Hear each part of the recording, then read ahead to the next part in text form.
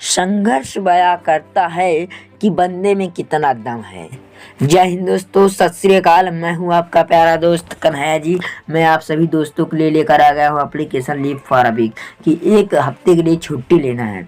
लेकिन जो एप्लीकेशन है बहुत थोड़ा मतलब कहने का दूसरे एप्लीकेशन से अलग है, इसलिए इस एप्लीकेशन को एकदम ध्यान से समझिए और अंत तक देखिए। तो चलिए इस वीडियो को शुरू करते हैं।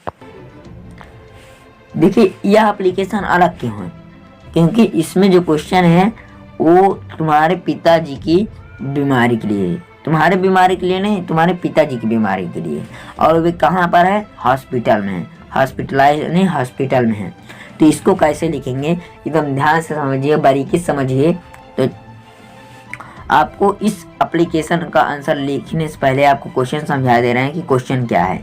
तो क्वेश्चन है हमारा राइट एन एप्लीकेशन कि एक एप्लीकेशन लिखो to the principal of your college. तुम्हारे कॉलेज के प्रिंसिपल को एक एप्लीकेशन लिखो रिक्वेस्टिंग हिम, और उनसे रिक्वेस्ट करो to grant you a weeks leave कि एक सप्ताह की छुट्टी दें तुम्हें, ग्रांट प्रदान करे एज योर फादर की, जैसे तुम्हारे पिताजी हॉस्पिटलाइज यानी हॉस्पिटल में हैं। कहने का मतलब बीमारी में है आपके पिताजी और हॉस्पिटल में हैं, उनकी बीमारी के लिए आपको छुट्टी लेना है। तो समझिएगा कैसे लेना है। तो इस एप्लीकेशन का आंसर लिखेंगे सर्वप्रथम आपको टू लिखना है, उसके बाद लिखना है द प्रिंसिपल, उसके बाद लिखना है अपने स्कूल का नाम, यहाँ पर लिखना है subject application leave for a week. ऐसे भी लिख सकते हैं कि application weeks for a weeks leave as your father is hospitalise. यहाँ पर लिखेंगे माई फादर इज हॉस्पिटलाइज। ऐसे कर भी सकते हैं आप एप्लीकेशन फॉर, यहाँ से कर सकते हैं for a weeks leave as my father is hospitalise. समझ गए हैं कि आपको सब्जेक्ट में क्या लिखना है। इसको भी लिख सकते हैं application for a weeks leave as my father is hospitalise. और ऐसे भी लिख सकते हैं application leave for a week. एकदम सरल ही है, समझिए आप इस एप्लीकेशन को।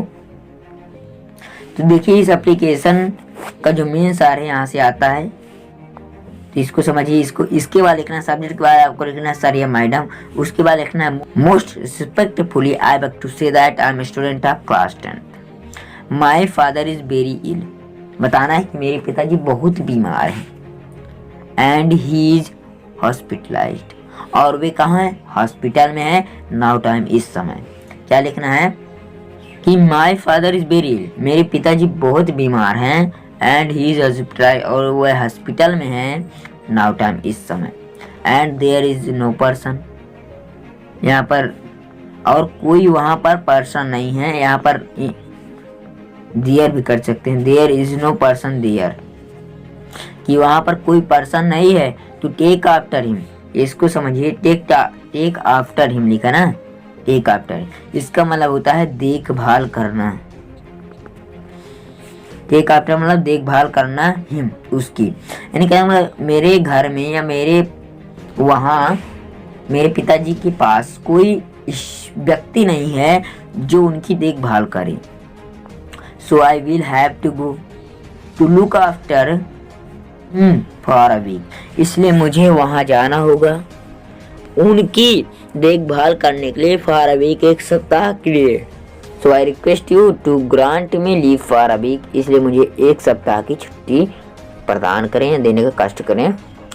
आई shall be highly obliged to your act of kindness, your obediently student XYZ। उसके बाद लिखना थैंक्स अ लॉट। आप इसको समझ गए होंगे। मैं आपको यहाँ से लेकर फिर यहाँ तक समझा दे रहा हूँ, फिर से एकदम ध्यान से बारीकी से।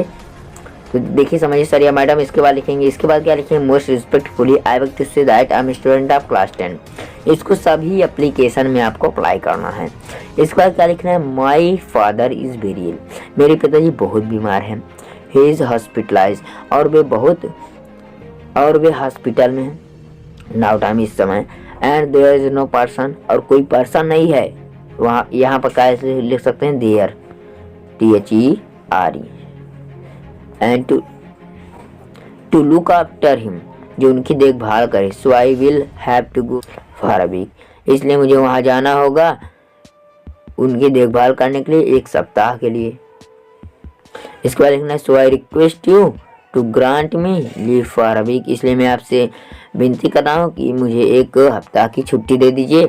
आई shall be highly obliged to your act of kindness. इसके बाद लिखना है योर ओबीडिएंट स्टूडेंट XYZ। इसके बाद लिखना है थैंक्स अ लॉट। तो आई होप आपको यह एप्लीकेशन एकदम बारीकी समझ में आया होगा। तो मिलते हैं अगले क्लास में, आज के लिए इतना ही। जय हिंद, जय भारत।